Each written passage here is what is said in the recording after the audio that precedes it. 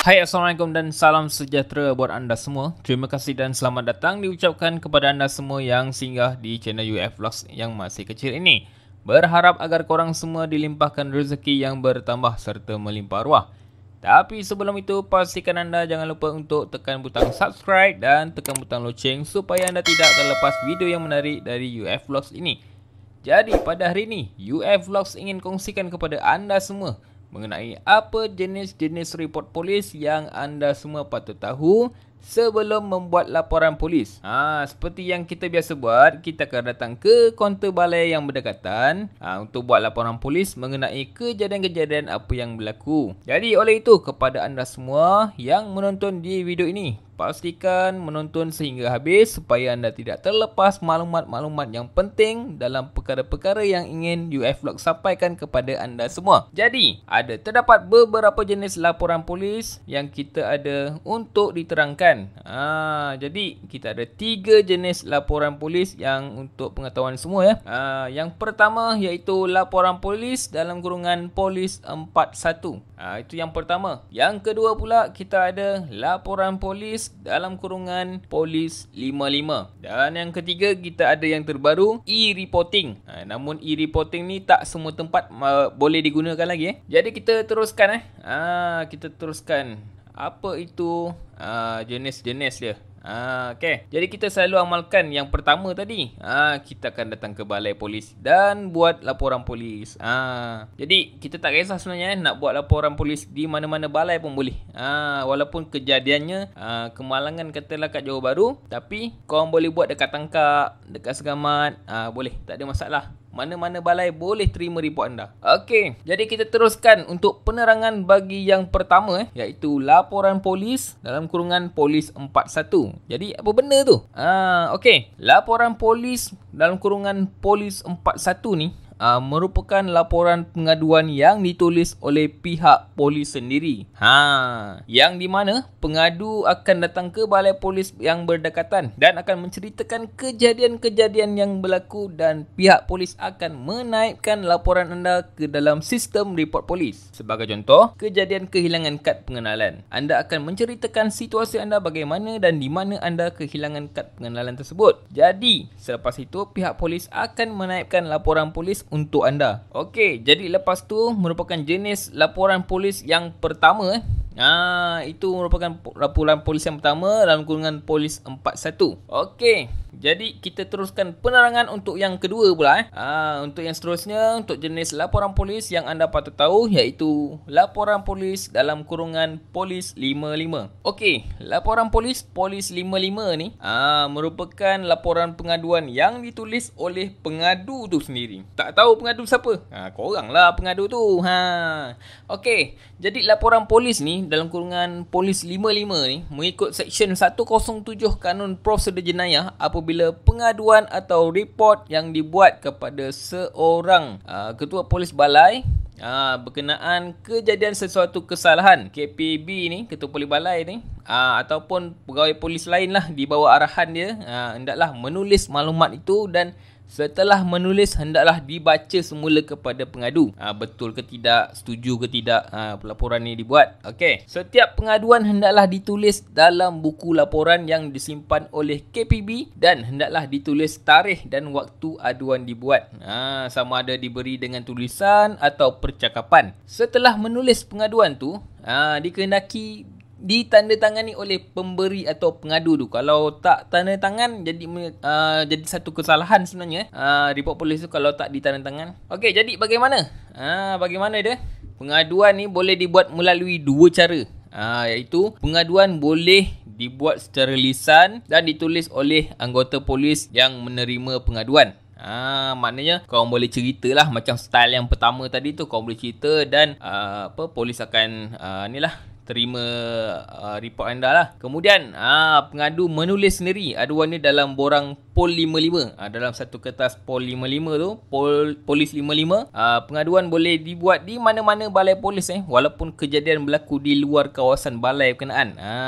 Termasuklah kes trafik, kemalangan semua kan. Macam yang saya terangkan tadi, tak kisahlah kejadian di Johor Bahru, tapi korang boleh buat report di Tangkak ke, Segamat ke.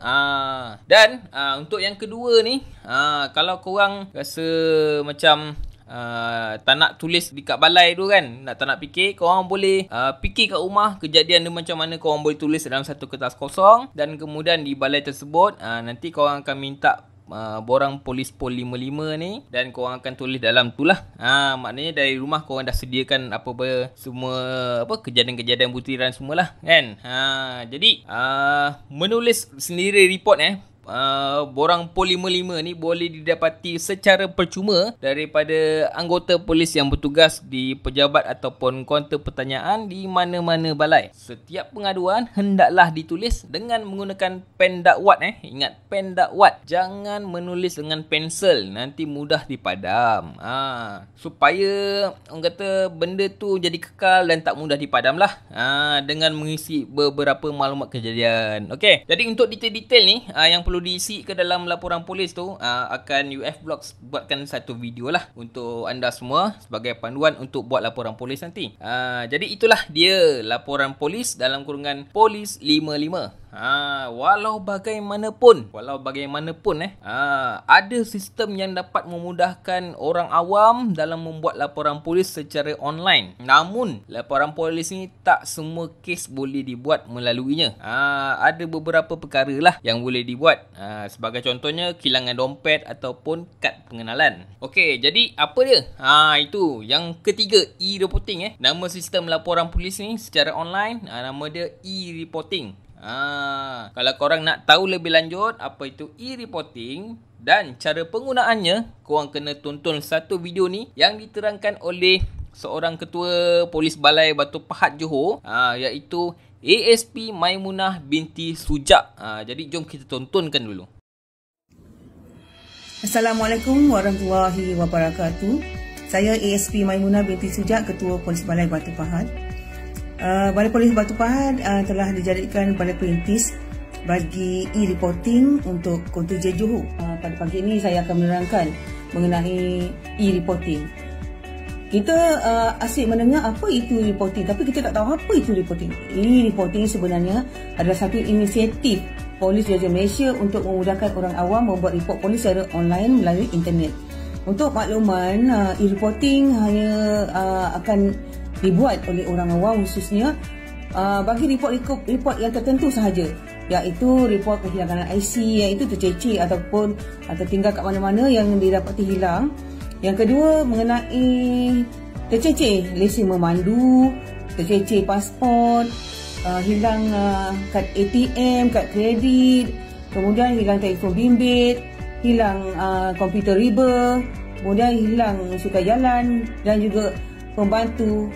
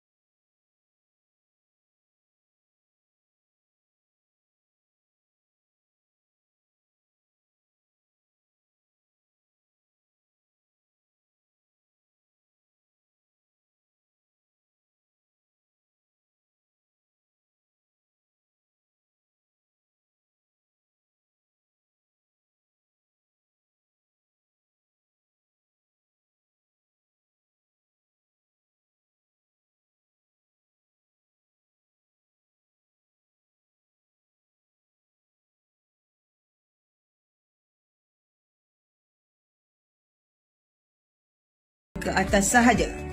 Ini adalah jenis-jenis report yang ada di dalam sistem e-reporting, iaitu kes-kes yang tidak melibatkan jenayah. Sekiranya ada kes-kes yang melibatkan jenayah, individu-individu tersebut hendaklah hadir ke balai polis untuk membuat laporan polis. Sekian saja daripada saya, ASP Maimunah binti Sujak, Ketua Balai Polis Batu Pahat, Johor. Selamat menggunakan sistem e-reporting Polis Diraja Malaysia. Terima kasih.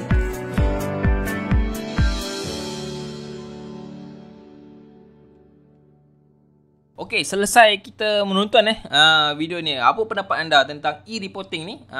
Okey, jadi korang boleh komen lah di bawah macam mana sistem dia, apa benda kebaikannya. Okey, tapi sebelum tu, sebelum UF Vlogs lupa, UF Vlogs ingin bagi tahu kepada anda semua tak semua tempat boleh menggunakan sistem e-reporting ni, dan korang boleh buat semakan di sistem e-reporting untuk ketahui lebih lanjut lah dekat mana yang sesuai untuk balai-balai yang tertentu, mana-mana kawasan yang tertentu yang boleh menggunakan e-reporting ni, sebab dia masih tak menyeluruh lagi kata. Jadi itu antara beberapa perkongsian lah yang ingin UF Vlogs kongsikan kepada anda semua, kerana tak semua kita tahu jenis-jenis report kan, laporan polis ni. Namun ini merupakan apa yang UF Vlogs tahulah mengenai serba sedikit mengenai undang-undang yang sudah ditapis dan boleh dikongsikan kepada orang ramai. Jika ada terdapat kesilapan, UF Vlogs ingin memohon maaf lah, kerana UF Vlogs juga merupakan manusia biasa. Tapi sebelum tu, kalau maklumat ni merupakan berguna untuk anda semua, pastikan anda jangan lupa untuk klik butang subscribe dan tekan butang loceng di bawah bagi memastikan anda tidak terlepas video-video yang menarik dari UF Vlogs ingin kongsikan. Sampai kita berjumpa lagi di masa akan datang. Assalamualaikum warahmatullahi wabarakatuh. Zas.